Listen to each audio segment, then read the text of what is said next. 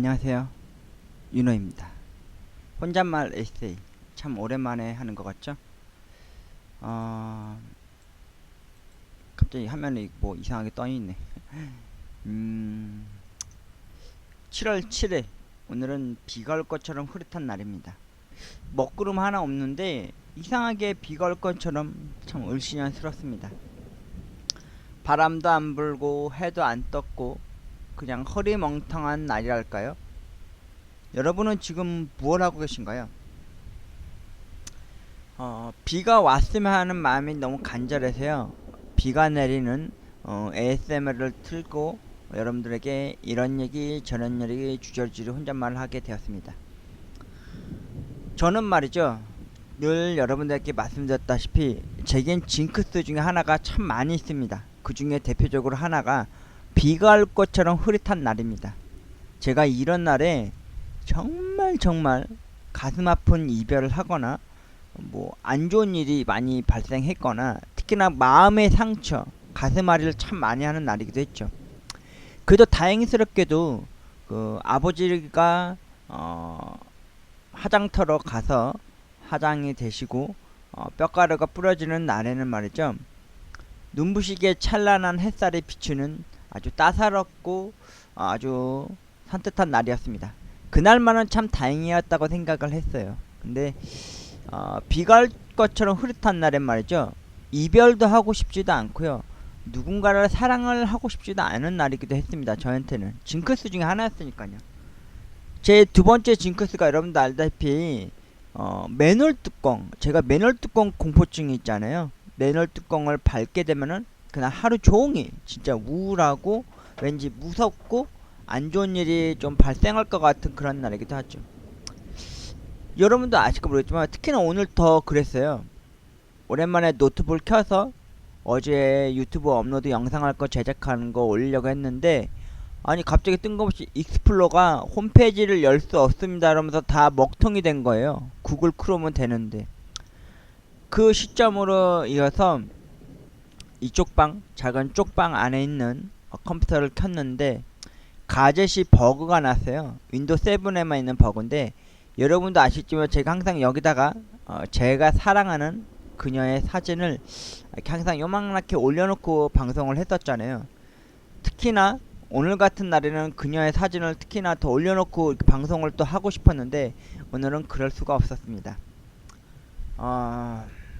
혼잣말 에세이. 오늘은 비가 올 것처럼 흐릿한 날 좀 뭔가 주저리 여러분한테 이런 얘기 저런 얘기 썰을 풀고 싶어서 방송을 켰습니다. 잠깐만요. 제가 또 이것도 안 했네요. 비가 올 것처럼 흐릿한 날입니다. 저는 오늘 집에 어머니가 요번에 마늘을 잘못 사오셔가지고 마늘장을 담그시려고 하다가 남은 마늘들 상한 거나 이렇게 찌물른 것들을 냉장고에 보관하고 있었는데요.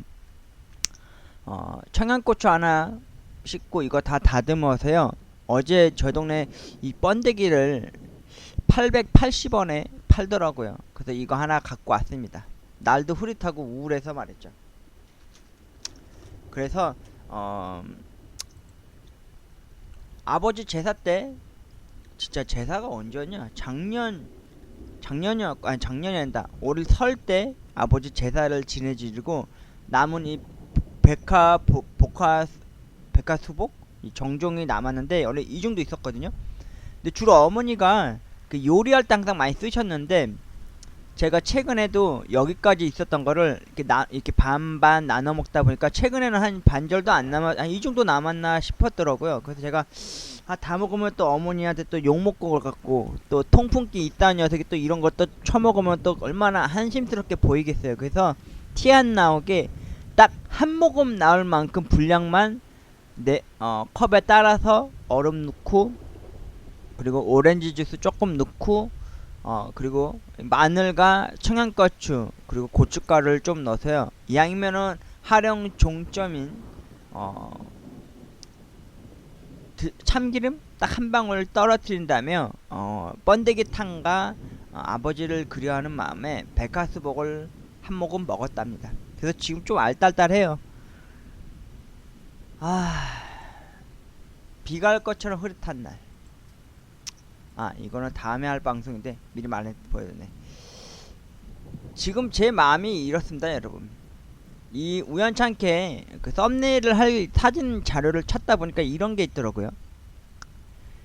제가 좀 뭘까 글귀를 좀 수정을 하긴 했어요, 여러분. 양해 부탁드려요.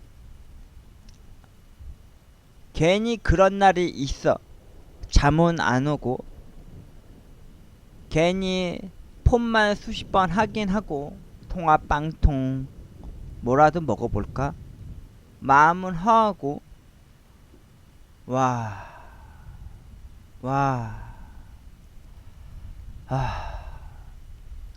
로또 1등은 언제 될까? 돈 걱정 없이 살고 싶은데 점점점. TV에선 재밌는 게 하나도 안 하고, 아휴, 그냥 자. 괜히 그렇게 우울한 날이 있었어. 이 그림을 보는데요, 왠지 이런 날에 저와 너무 많이 닮았더라고요. 최근 들어서 여러분도 알다시피 제가 좀 많이 우울함을 많이 타고 있습니다. 근데 최근에 제가 이런 동영상들을 많이 봤어요. 유튜브를 통해서 보니까 저 못지않게 회사에서 퇴사를 당하거나 직장을 본의 아니에 자기 뜻이 아닌 회사의 재정 사정과 최근에 그 코로나 사태로 인해서 직장을 그만둘 수밖에 없는 사람들의 동영상들을 많이 우연찮게 무슨 알리고즘으로 인해서인지 모르겠는데 그런 영상들을 생각으로 많이 뜨더라고요. 근데 제가 어제도 그렇고 오늘 낮까지도 그런 영상들을 저희가 찾아보려고 했던 건 아닌데 이상하게 챙겨보게 됐어요. 근데 그분들은 저와는 정반대로 여성분들이었어요. 두 분이셨는데 되게 마음이 되게 긍정적인 마인드더라고요. 다음엔 무슨, 특히나 제가 잠깐 유튜브를 잠깐 보여드릴게요. 제가 이분한테 허락은 못 받았지만 제가 어제 봤던 제 그 뭐죠? 잠깐만요. 제가 찾아볼게요. 제가 어제 시청한 기록 중에서 제가 보여드릴게요. 이분이 되게 마음에 끌렸어요. 특히나 이분의 그 마지막 멘트가 너무 악건이었습니다. 뭐였냐면은 잠시만요. 제가 어제 동안 좀 챙겨본 게 좀 많이 있었네요. 어디있더라? 그 모텔에서 청소 알바하는 이분입니다. 이분. 처음에 이 문구가 떴더라고요. 실제 브이로그 이렇게 딱 떴더라고요. 잠깐만 볼까요? 모텔 알바냐라고 하시는 분이었는데 제가 구독은 안 했고, 잠깐만 이 광고를 좀 소리 안 나게 하고요.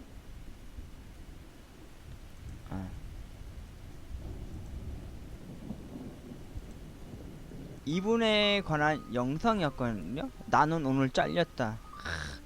근데 이분이 모텔 알바 20개월 만에 뭐 청소를 하며 다리를 부딪히기 일쑤였고 뭐 이런 식으로 막 떴더라고요.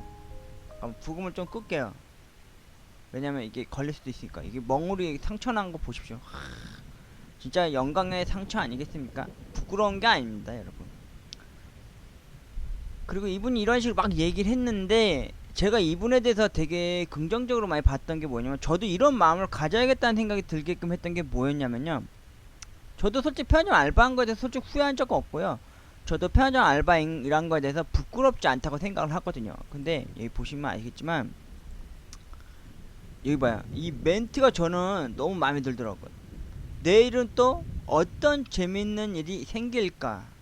이 멘트가 너무 마음이 심쿵하게 울리게 한 거예요. 예. 저는 이런 마음가짐이 전혀 없었거든요. 저는 너무 우울했거든요.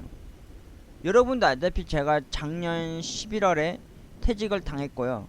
작년 10월 말쯤에 아버지께서 제가 부친상을 당했고요. 그리고 제가 되게 헤맸어요. 진짜 막 정신이 없이. 12월에 현타가 와가지고 12월부터 1월달까지 제가 정신을 못 차렸어요. 진짜 집 밖도 안 나가고 입맛도 없고 술만 계속 먹었어요. 진짜. 그래서 막 통풍아리도 하고 막 그랬죠. 그러다가 저만의 컨텐츠를 한번 양성해놔볼까 해서 편의점 알바 15년 했었던 거, 그 꿀팁이나 정보 진짜, 아니면은 제가 어렸을 적 겪었었던 추억팔이 이야기, 저만의 컨텐츠를 양성해 나가고 있었는데, 여러분도 알다시피 제가 좀 부족한 게 많잖아요. 부금도 모르고 편집도 모르고 뭐 카메라가 있는 것도 아니고, 그리고 컴퓨터도 아주 오래된 10여 년은 넘은 이런 고리타분한 이런 거기 때문에 제가 어떻게 할 방법이 없었잖아요. 그러다 보니까 이분처럼 이런 마인드로 이렇게 살아간다는 게 너무 신기한 거예요. 왜냐면은 저한테는 내일은 없었거든요. 너무너무 먼 미래, 그 근미래까지 내다보면서요, 불안과 걱정과 뭐 무서움과 두려움에 떨고 살았던 사람이었거든요, 제가. 근데 이분의 이 유튜브를 보면서 이 마지막 멘트가 저의 마음을 더 뭐랄까 자극을 시켜 주셨어요. 진짜. 아, 진짜 뭐랄까, 나는 실직했어도, 나는 백수여도 그래도 어떻게든 살아보려고 노력은 해보자. 이런 사람도 있는데 나 같으면 못할까 싶을 정도였죠. 아, 저도 편의점 알바 15년을 존버를 했습니다. 그 일을 하면서요, 힘들어한 적도 있었고, 괴로운 적도 있었고, 크게 다쳐서 머리가 깨진 적도 있었고, 상처난 적도 있었고, 마음의 상처, 그리고 감정적으로 아팠고 아렸던 적도 있었습니다, 여러분. 근데 저는 어떻게든 버텨보려고 최선을 다했고 부끄럼 없이 노력을 해왔습니다. 저는 계속 일을 하고 싶었고, 또 계속 제가 편의점 알바 일하는 게 평생 직종이 아니라는 거 압니다. 근데 저는 그 일을 하면서요, 성격도 많이 바뀌었어요. 지금처럼 이렇게 말도 많이 하게 되고, 내성적인 성격도 용기 있게 변하고, 뭐랄까, 사람이 사람을 대하고 사람이 사람을 남기는 장사치 하다고 자부합니다. 저는 솔직히. 이걸 보고 제가 하루 왼종일 이 글귀가 자꾸 맴도는 거예요.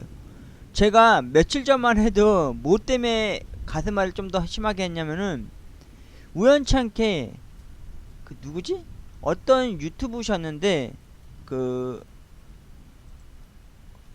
뭐지? 스피드 복권 그거 긁었다가, 그 무슨 유명한 트위치도 하시고 그 유튜브도 하시는 분이셨는데, 그분이 제가 잠깐만요. 그 뭐였지?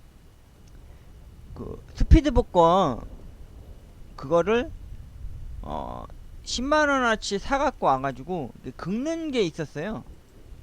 근데 그게 2천만원이 된 거예요. 와. 그리고 심지어 주작이라는 걸 아니라는 걸 보여주기 위해서 실제로 그거 뭐죠?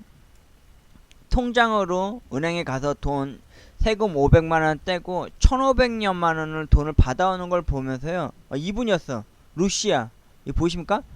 2000만원 당첨된 사연. 와, 제가 이분 이 영상 보고 진짜 좌절을 맛봤어요. 진짜.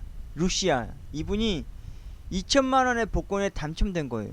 그때 긁는 복권에서 총 상금이 2억 원이었는데 10만원어치 산 거에서 2억이 된 거예요. 2천만원이 당첨된 거예요. 너무 부럽더라고요. 왜 저 같은 경우는 더 부러웠냐면은, 사람들이 그러더라고요. 로또를 하거나 복권을 하면은 뭐 깊은 생각 갖지 않고 어쩌다 한 번씩 하면은 진짜 될 수도 있다 그러는데, 저 같은 경우는 진짜 살을 걸었거든요. 로또 2등 당첨만 해도 됐으면 소원이 없겠어요. 요즘 여러분 로또 2등 당첨 금액 얼마인지 아십니까? 1억도 안 돼요. 한 몇천만원, 한 잘 나와야 8천만원, 잘 안되면 5천만원이나 4천만원이 이 로또 2등 당첨금이에요. 저는 편의점 알바 15년을 일하면서요, 토요일마다 저희 동네 2등 당첨 가장 많이 잘 나오는 로또방에 가가지고요, 로또 자동 만원어치 항상 하고 집에 왔었어요. 그런 세월이 15년을 흘렀어요. 그런데도 로또 3등? 안 됐어요. 4등조차도 4등 5등 어쩌다 한 번씩밖에 안 됐어요. 그 15년 동안 로또를 하면서요, 로또 업체를 통해서 8년을 했어요. 나머지 7년은 제 꿈과 제 자동과 제가 스스로 저도 표출해내서 추출해낸 번호로도 로또를 해봤고요. 와, 그런 저조차도 로또 2등조차 한번 그림자 한번 내밟지도 못했는데 이 사람은 스피드 복권 긁어가지고 2천만원이 당첨된 거예요.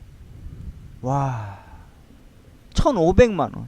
제가 이것 때문에 지금 한 3일인가 4일 동안 제가 끙끙 앓았어요. 진짜 막 길거리를 거닐면서도 여동생네 가서 어머니 모시고 오는 길에도 또 잠깐 나갔다 오는 길에도 집 안에서 천정을 바라보면서요, 이분의 유튜브를 이거를 또 보고 또 보고 또 보고 하면서요 계속 생각했어요. 왜 난 안 되지? 이런 사람도 로또 스피드 복권이라고 하는 복권 2천만원 당첨되는데, 만약에 내가 2천만원 당첨됐다면은 100만원은 컴퓨터 업그레이드 하고요, 또 100만원은 카메라 사고요, 나머지 돈으로 어머니 모시고 제주도 한번 가서 어머니한테 갈치조림 갈치구이 원 없이 사드리고요, 그리고 한라산도 한번 어머니랑 함께 등정도 해보고, 그리고 유튜브 새로운 컨텐츠를 만들기 위해서 뭐 색다른 뭐 그런 모험 아닌 모험을 좀 펼쳐 나가고 싶었다 이겁니다. 특히나 먹고 싶은 거 원 없이 먹고 싶었어요. 초밥, 피자. 그 왜 어떤 유튜브가 막 피자도 반 접어서 샌드위치로 먹잖아요. 그리고 고기도 남 눈치 안 보고 2점, 3점씩 막 싸서 먹고 싶어요. 진짜. 제가 마지막으로 고기 먹을 때가 언제였는지 아십니까? 딱 3번 있었어요, 여러분. 고기 먹었을 때가 딱 3번 있었는데, 첫 번째는 재난지원금 나왔을 때, 그 시에서 나온 재난지원금 나왔을 때 어머니랑 소고기 먹으러 갔다 왔고요. 두 번째는 정부 재난지원금 나왔을 때 소고기 먹고 왔어요, 어머니랑.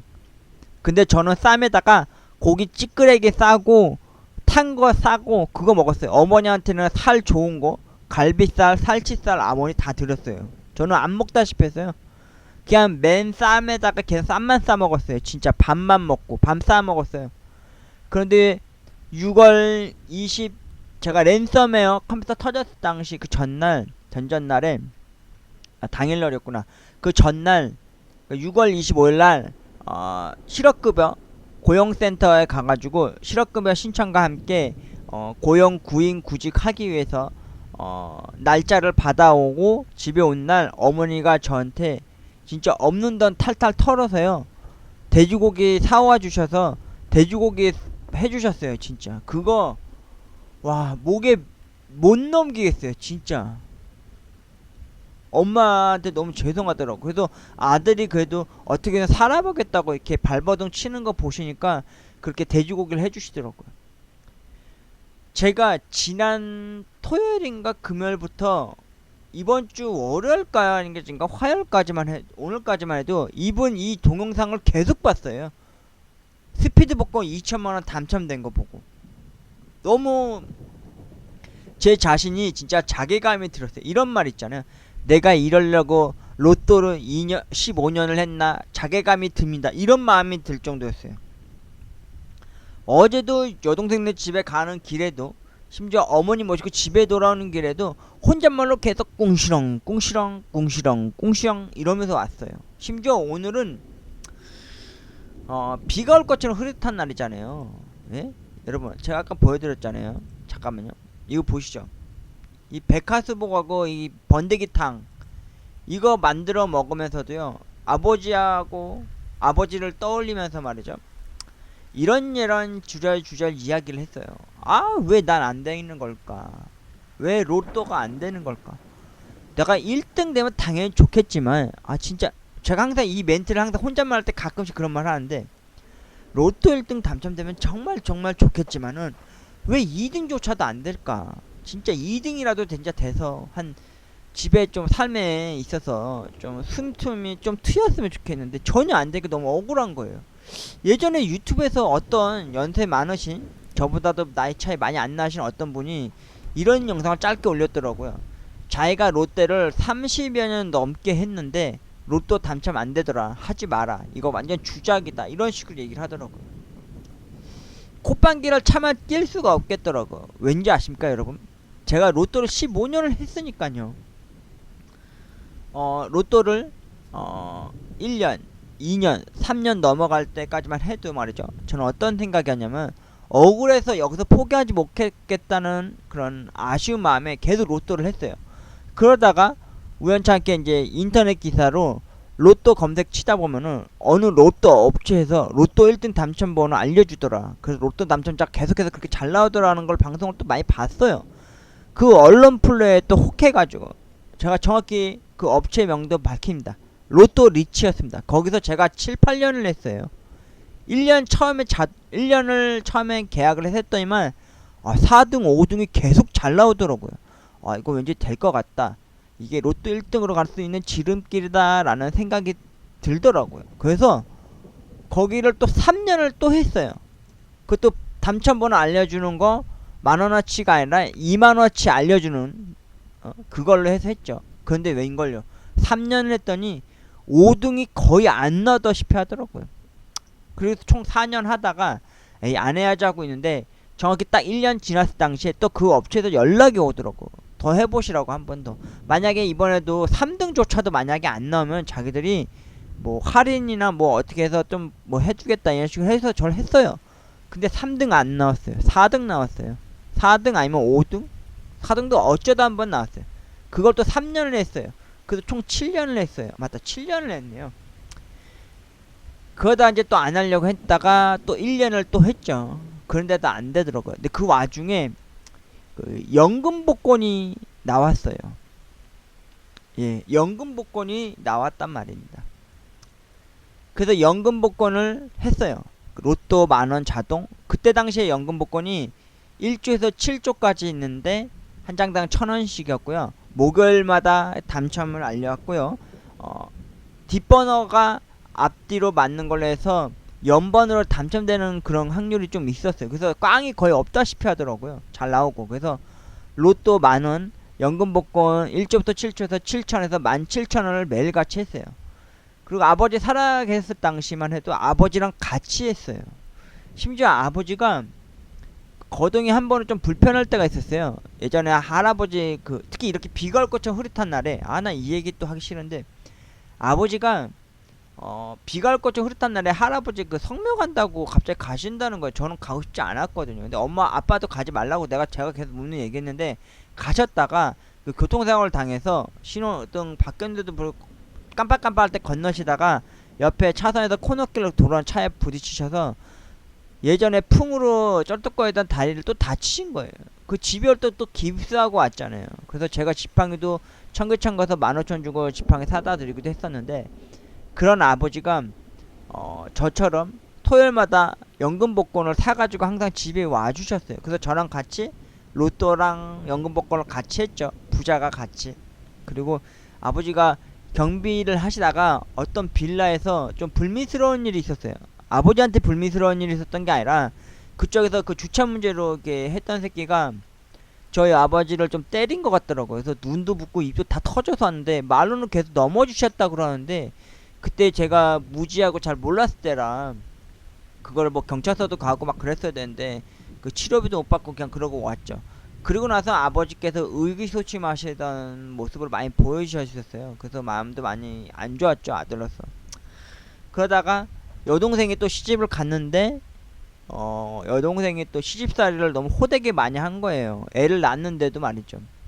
그 쌍둥이 아들 둘을 낳았는데도 많이 시댁살을 너무 심하게 하는 것 같아서 어머니가 애들하고 애기들 데려다가 100일도 안 된 애들 데려다가 저희 집에 와서 1년 정도 동안 있다가 집을 얻어서 집 근처로 이사를 갔죠. 근데 그 와중에 제가 아버지한테 많이 좀 소홀을 했었습니다. 이 작은 방 안에서 아버지 항상 계셨고, 여동생이나 애들 때문에 저도 그렇고 많이 힘들 때였거든요. 그때 저는 또 그 옆쪽에 그 사진에 항상 있었던 그 여성분에게 빠져가지고 매일같이 편지를 쓰거나 뭐 조공 아닌 조공 같은 선물도 많이 보낼 때라서 많이 가족을 잘 소홀히 할 수밖에 없던 상황이었어요.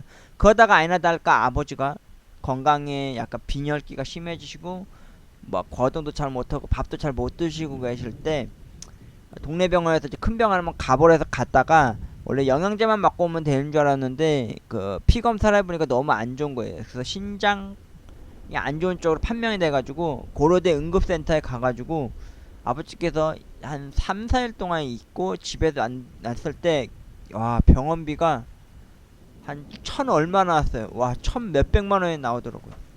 갔더니 돈도 없는데. 아이고. 그리고 평생 투석을 하셔야 된다는 말을 들었어요. 근데 그 투석이라는 게 여러분 몸을 좋아지게 하는 게 아니라 피를 걸러서 그 안에 있는 찌꺼기를 제거해 주는 거. 피를 진짜 많이 안 좋으신 분들은 기본이 3일이에요.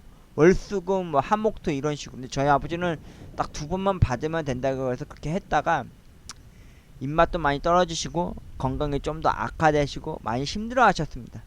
몸은 점점 왜소해지고 뼈만 말라가고. 그래서 제가 또 휠체어를 또 얻어다가 휠체어를 통해서 아버지를 투석을 하는 거를 해서 제가 9개월 동안을 제가 아버지를 간병회를 했죠.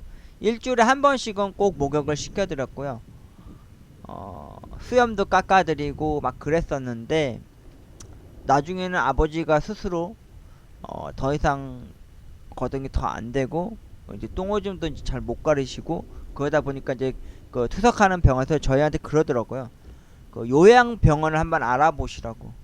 요양병원 가서 건강이 좀 나아진다 싶으시면 그때 오셔서 다시 한번 이제 투석하러 오시라는 식으로 얘기하더라고요. 여러분도 아시겠지만 요양병원이나 요양원 가면요 몸이 더 나아져서 오지도 못해요. 오히려 병이 악하다면 악하댔지 거의 대부분 거기서 생을 마감하는 경우를 숱하게 많이 봐왔고 그런 경우가 비일비재했으니까요. 근데 저희가 삶이 녹록하지 못했습니다. 그리고 그때 당시 편의점이 이제 더 이상 이제 폐점의 길로 갈고 있을 때 새 점주한테 매장이 넘겨졌고 그리고 저도 이제 그만둘 수밖에 없는 상황에 다가오고 있을 시점이었어요. 거기다가 아버지가 돌아가신 날 저는 임종을 못 지켰고요. 어머니도 그날따라 제가 가지 않는다는 걸 억지로 제가 보내드렸어요. 그 산에 좀 가라고. 저희 어머니가 한 달에 한두 번은 산악회를 가시는데 아버지 건강 악화되고 나서부터 거의 산악회를 안 가셨거든요. 9개월 동안. 근데 제가 그날은 이상하게 가보라 해서 갔는데 저나 어머니는 아버지 임종을 못 받습니다. 못 지켜드렸던 거죠. 그리고 아버지 가시고 난 이후에 편의점이 새 점주한테 넘어갔고요. 그 새 점주가 약당 제가 처음으로 접해본 악덕 중에 악덕 업주였더라고요. 저한테 그러더라고요. 자신은 알바한테 알바비 외에는 국민연금, 건강보험료까지 내줄 만큼 그런 건 한 번도 해본 적이 없다. 그리고 나중에 퇴직을 하더라도 퇴직금까지 챙겨줄 만큼 그런 적은 거의 없다. 그리고 나는 너무 부담스럽고 더 이상 본인을 쓰기에는 감당이 안 될 것 같다. 미안하다. 이런 식으로 끝냈어요. 저희 점주 같은 경우는 전 점주 같은 경우는 4년 동안 저를 지켜보면서 저를 봐오면서 말이죠. 저에 대한 그런 좋은 마음을 많이 알아봐 주시고 어떻게 새 점주한테 저를 이제 커넥션 해시켜서 저를 이제 일을 더 시켜주게 하려고 했었는데 그게 이제 미끄러진 거죠. 그렇게. 그리고는 11월이 지났고요. 12월 달쯤에 크리스마스 이브에서 크리스마스 넘어갈 때쯤에 현타가 왔어요. 아버지 돌아가신 것과 직장이 잃은 것에 대한 불안감과 안 좋은 마음가짐 때문에 많이 불안해하고 우울해하고 슬퍼졌었죠. 그러다가 유튜브를 한번 해보자. 그래서 유튜브를 2월 중순부터 해가지고 지금까지 부지런히 이렇게 해오고 있는데 구독자도 안 늘고 나중에서 알게 됐는데 유튜브 숙제라는 게 있더라고요. 4,000시간 그리고 방송 4,000시간과 구독자 1,000명 그리고 또 그거에 만약에 돼도 또 수익 창출이 안 된 그 애드센스라고 하는 라이센스 그거에 대한 제재가 좀 세다는 걸 알았어요. 노딱이라는 등 뭐 무한 버프로 걸려서 수익 창출이 안 난다 할 수 있다는. 특히나 저작권 혹은 뭐 욕설이나 정치적인 발언들을 한 거에 대해서 많이 제재가 많이 있을 거라는 식으로 얘기를 하더라고요. 그 와중에 이제 모아두었던 돈도 솔직히 그렇게 많은 편은 아니었습니다, 여러분. 아버지 장례 치르고 나간 돈에 제 돈도 조금 있어가지고 돈이 거의 없다시피 했어요. 그러다 보니까 점주님이 그래도 그나마 좀 퇴직금이라고 한답시고 많이는 못 챙겨주지만 그래도 얼추 챙겨주신 것과 월급을 받아서 제가 지금 가까스로 지금 버티고 있었거든요. 오랜만에 이 방에 와서 이 컴퓨터도 한 10여 년 만에 거의 컴퓨터를 킨 거라 요즘 뭐 컴퓨터 업그레이드 해주는 동영상들 보면 기본이 뭐 몇백만원에서 몇구십만원 가잖아요. 그래픽카드는 둘째치고 뭐 컴퓨터 메인보드면 뭐 인텔 칩 뭐 라이젠 뭐 어쩌고저쩌고 뭐 어려운 말들 많이 있잖아요. 근데 저는 제가 최근에도 컴퓨터가 뻑이 났을 때도 살릴 수 있는 거는 램 카드를 메모리 카드를 지우개로 지어서 먼지를 이바람으로 불어가지고 겨우겨우 껴서 이렇게 살려낼 수 있었다는 거. 그리고 지난 6월 말쯤에 노트북이 랜섬웨어에 걸려서 뭐 C드라이브에 있는 뭐 야동 다 날라간 거는 상관이 없는데요. D드라이브 안에 따로 분리되어 있던 D드라이브 외장 하드에 제가 편의점 알바를 하루에 한 번씩 일 끝날 때다 써내려갔던 글들이 있어요. 그 15년 동안 썼었던 글들과 그리고 로또를 하면서 제가 바래왔고 꿈꿔왔던 희망들, 그리고 제가 계획했던 계획들, 뭐 건물주가 되겠다는 등, 뭐 슈퍼카를 사겠다는 등, 뭐 얼토당토하는 그런 이야기들을 써내려간 글귀들이 D드라이브에 있었고요. 그리고 D드라이브 안에 제가 어렸을 적부터 지금까지 커오면서 진짜 오래된 고전 외화들이나 애니메이션들 중에서 좀 이거는 왠지 띵작이다, 나만 알고 있는 숨겨진 명작이라고 생각되는 명화들을 많이 넣어놨어요. 진짜로. 근데 거기가 안까지도 랜섬웨어 걸려가지고 뻑이 났죠. 그리고 나서 새로 싹 다 밀고 나니까 내 컴퓨터와 휴지통만 달랑 덩그러니 남아있는 상황이었습니다. 진짜 상실의 시대를 살아가고 있어요, 여러분. 엎친 데 덮친 격이라고 안 좋은 일들만 계속 생기더라고요.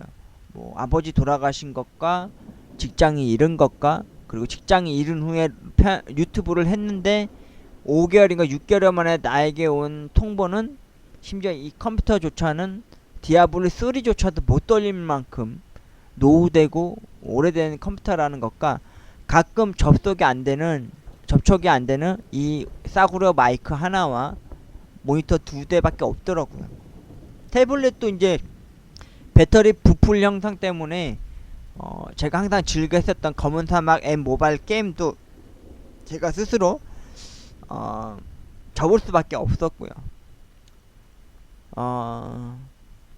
지금은 다행스러운지 모르겠는데 구독자가 36명이 되었고요. 시청시간은 총 어제 기준으로 352시간이 지났더라고요.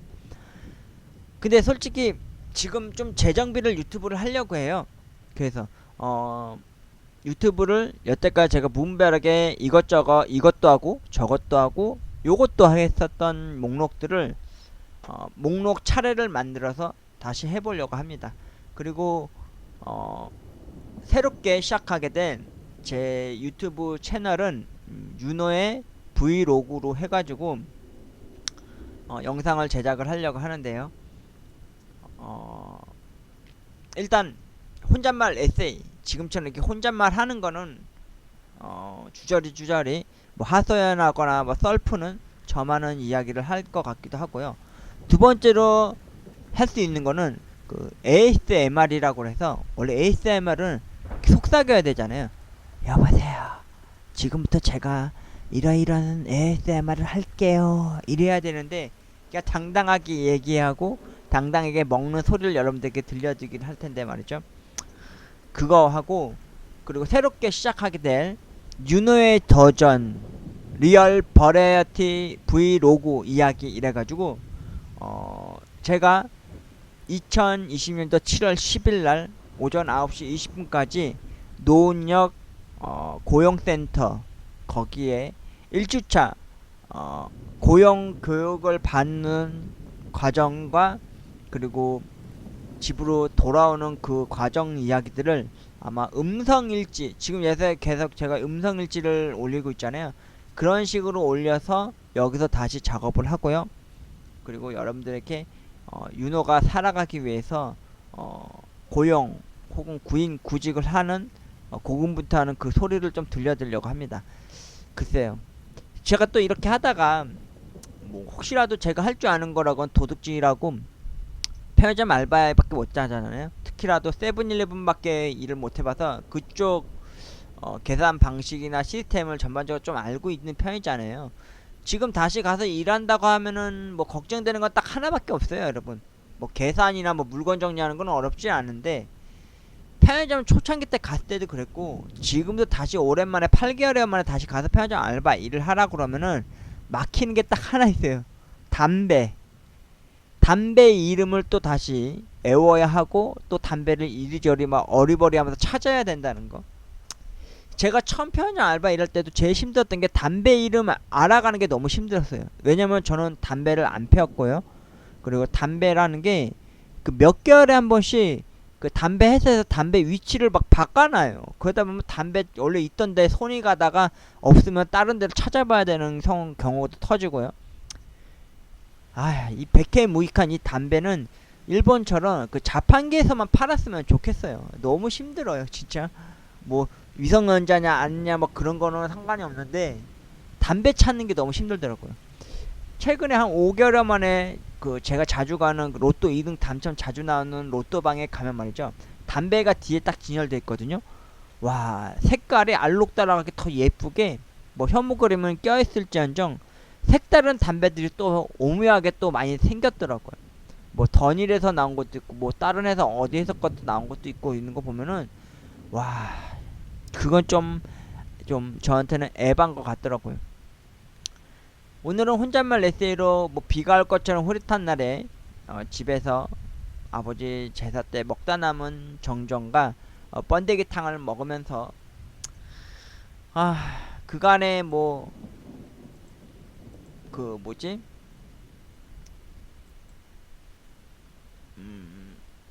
어떤 한 유튜브에 2천만원 스피드 복권 당첨된 결과 소식에 좌절하고 부러워하고 진짜 나 스스로를 나는 왜 이렇게 일이 안 풀릴까 막 이런 생각이 들 정도였어요. 내가 도대체 전생에 얼마나 많은 죄를 지었길래 아니면 내가 살아면서 얼마나 많이 커다란 뭐 죽을 죄를 지었길래 이렇게 일이 잘 안 풀릴까? 왜 나는 운이 없을까? 내 삶에 있어서 운이라는 건 전부 다 쌓아버린 걸까? 아니면은 도대체 진짜 왜 이런 걸까? 이런 의구심이 들 정도였어요. 괜히 그렇게 우울한 날이 있습니다. 특히나 매일같이 말이죠. 지금 같은 것도 그래요.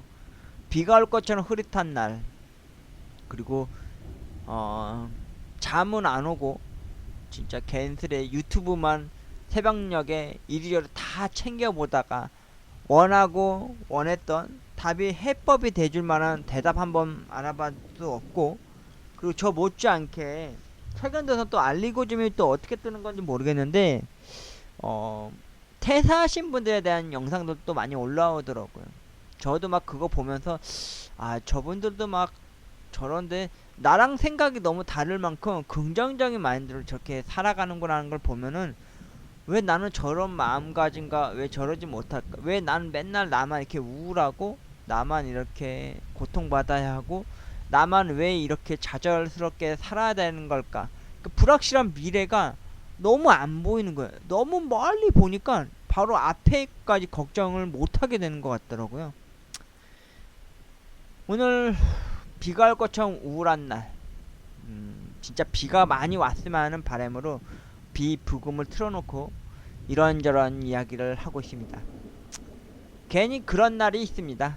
잠은 안 오고 친구도 없어서 누구한테 전화 한 통 한번 안 하고, 주로 많이 오는 거는 뭐 코로나에 관련된 안전중앙대책위원회에서 오는 문자 메시지만 주구장창 오고, 가끔 이제 대출하라고 하는 대출 문자 오고,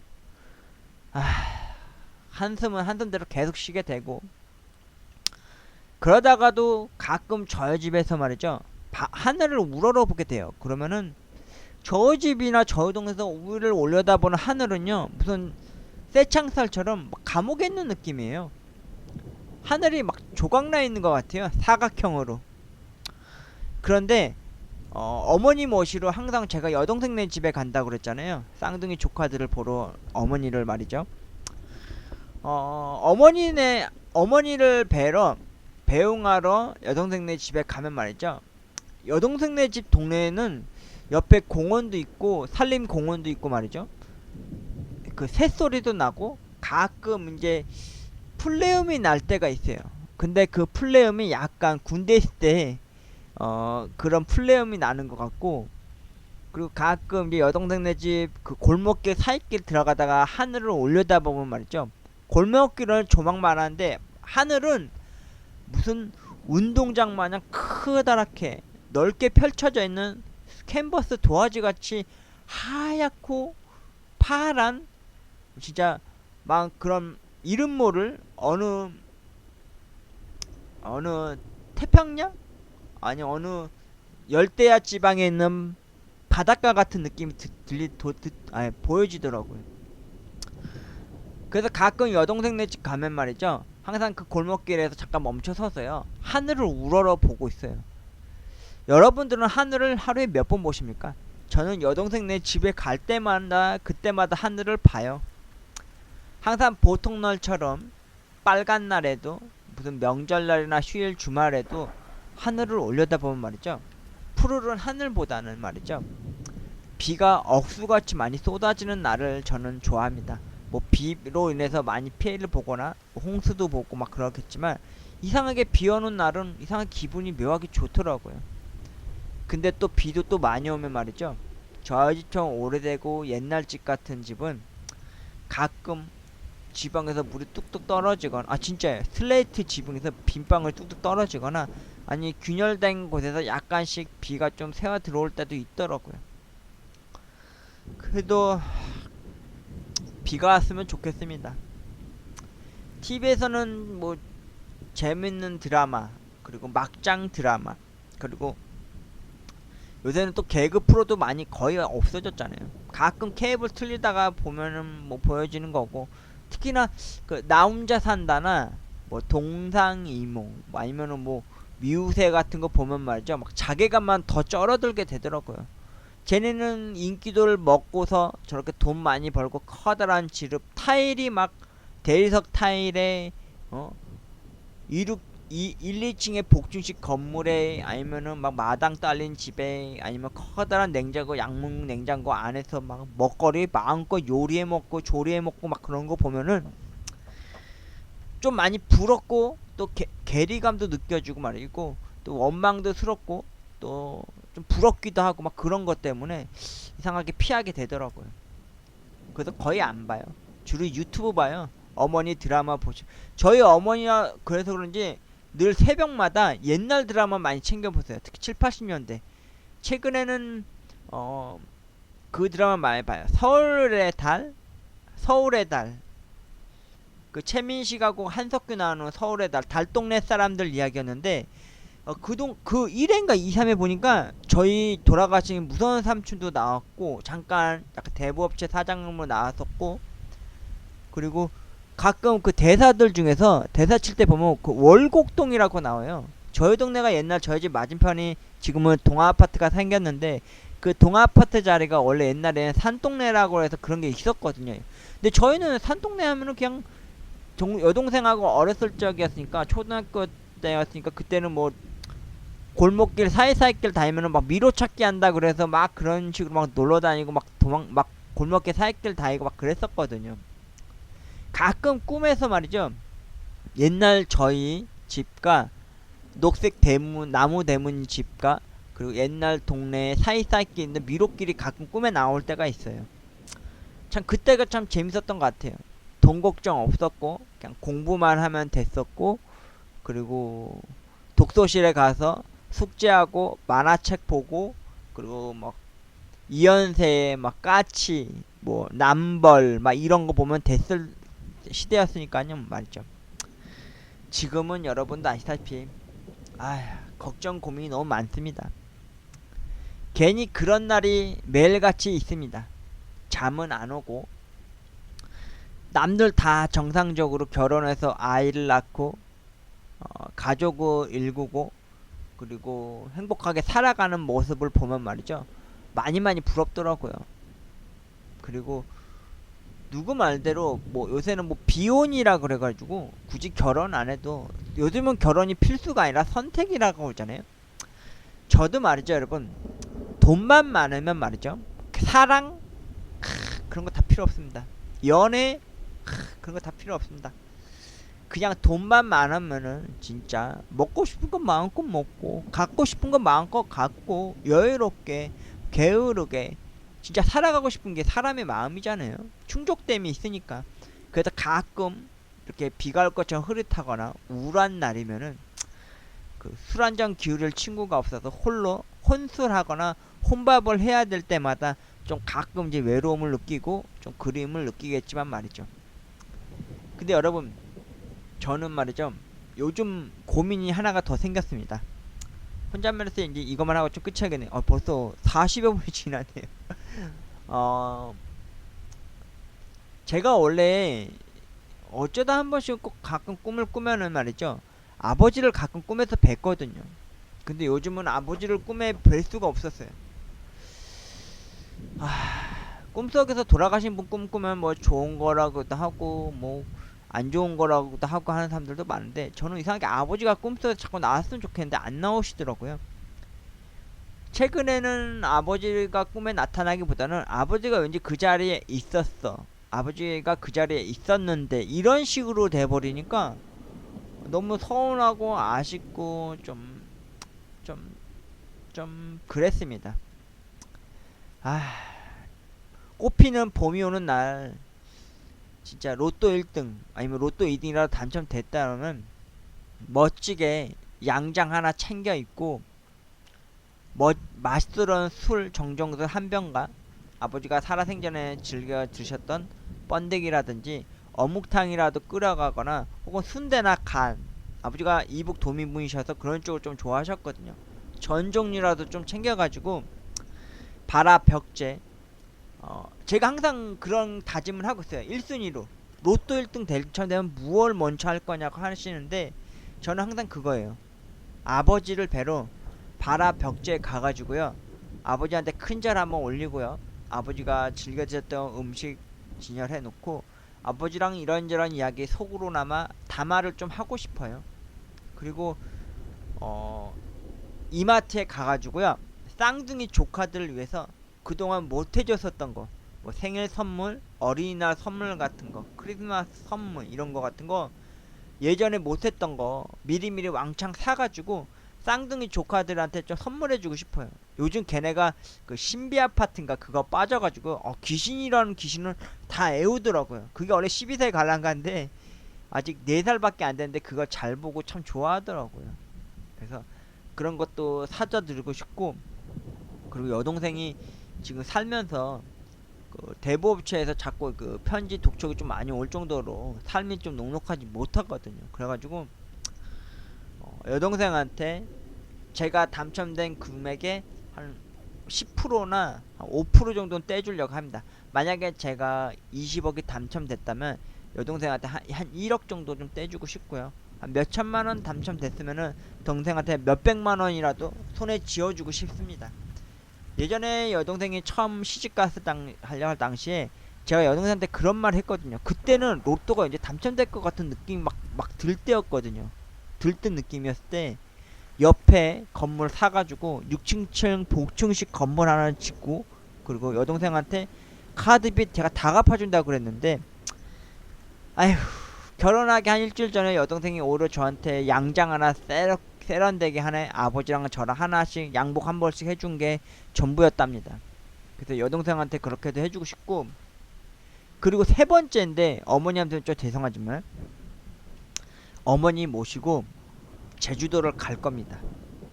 비행기를 타고 제주도를 딱 가서요, 경치 좋은 호텔 딱 가가지고 어머니하고 호텔방에 딱 하루 일단 있고요.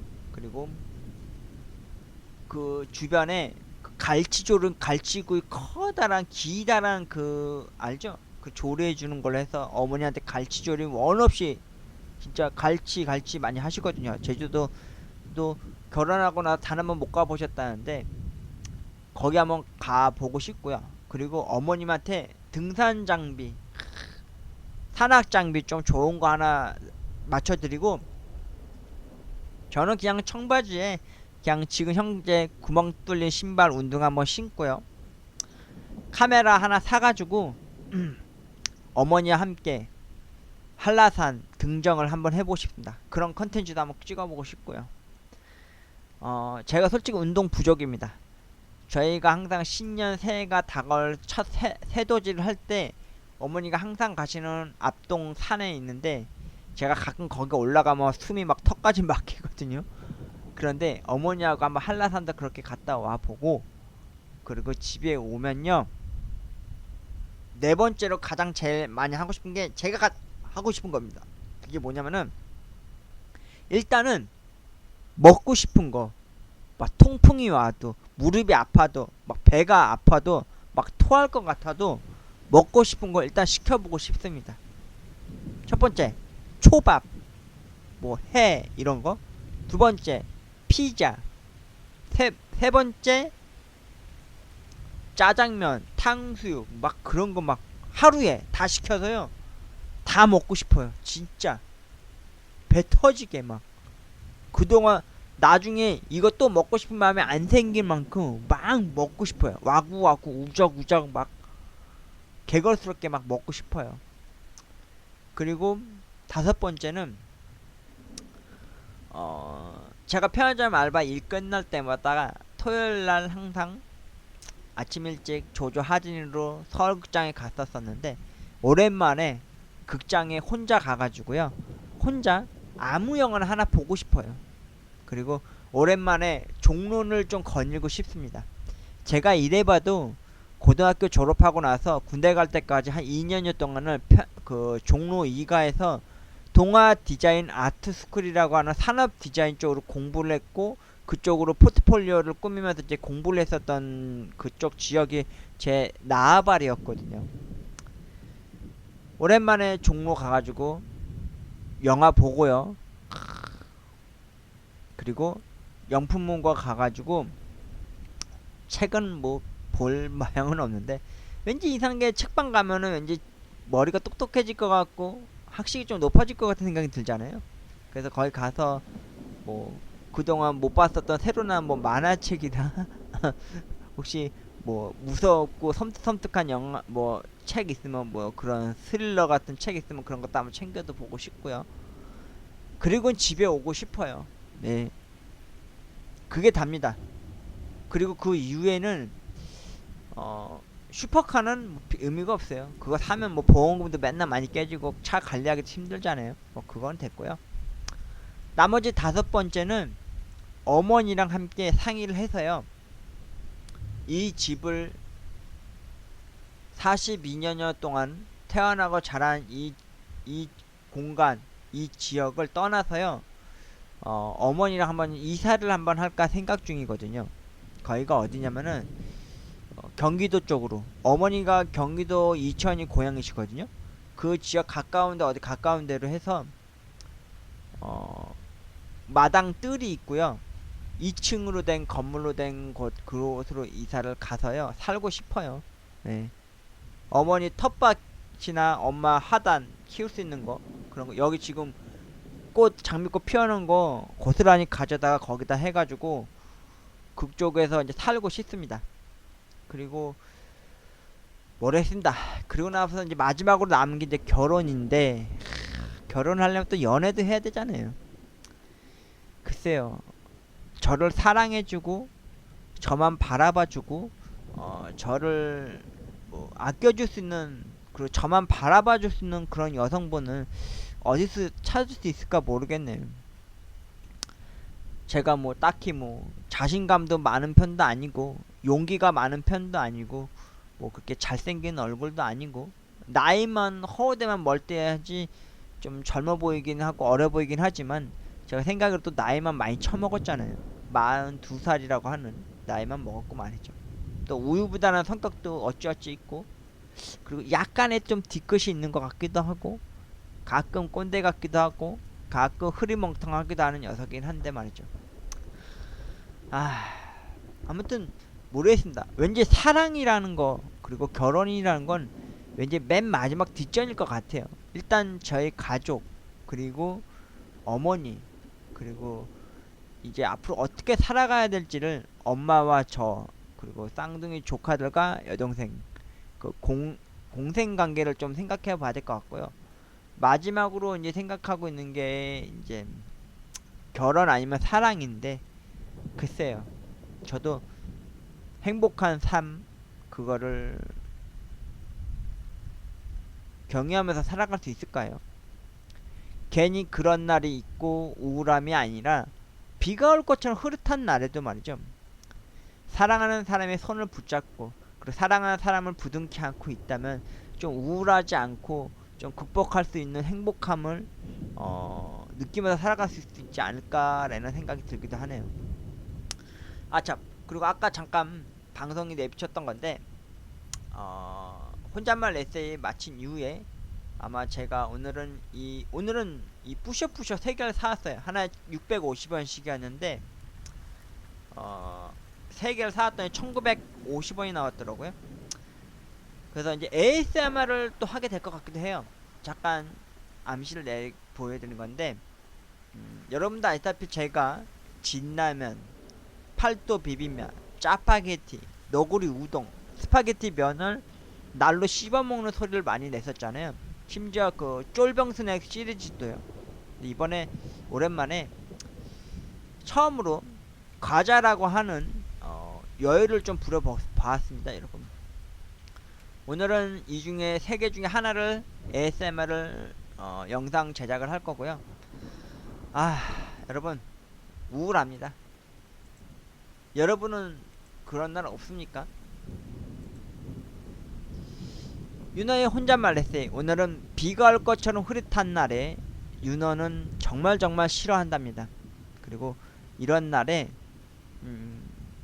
그리워야 할 사람이 이제 한 명 정도 있다는 거, 그게 저의 아버지라는 거. 아버지. 아, 여러분 혼잣말 에세이 오랜만에 했는데 거의 1시간이 다 돼가네요. 좀 짧게 하려고 그랬는데 그냥 번데기탕 끓여서 백화수복 먹으면서 아버지 보고 싶다는 얘기 좀 하고 싶었는데 이런저런 얘기 저런 얘기 하다 보니까 이야기가 길어졌네요. 혼잣말 에세이. 비가 올 것처럼 흐릿한 날, 블루 스카이 데이. 윤호는 이런 날을 정말 싫어합니다.